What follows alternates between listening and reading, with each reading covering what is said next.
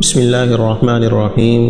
ترمذی شریف کی روایت ہے، حضرت سلمان ابن عامر رضی اللہ تعالی عنہ سے مروی ہے، فرماتے ہیں آپ علیہ الصلوۃ والسلام نے ارشاد فرمایا، اذا افطر احدکم فلیفطر علی تمر فانہ برکہ، کہ جب تم میں سے کوئی افطار کرے تو اس کو چاہیے کہ کھجور سے افطار کرے، اس لیے کہ یہ بابرکت چیز ہے۔ فإن لم یجد تمرا فالماء فإنہ طہور، اور اگر اس کے پاس کھجور نہ ہو تو پھر پانی سے روزہ افطار کرے کہ یہ پاکیزہ چیز ہے۔ وقال، اور آپ نے ارشاد فرمایا، الصدقۃ علی المسکین صدقہ، کہ مسکین پر صدقہ کرنے کا ثواب ایک ہے، یعنی صرف صدقے کا ثواب ملے گا۔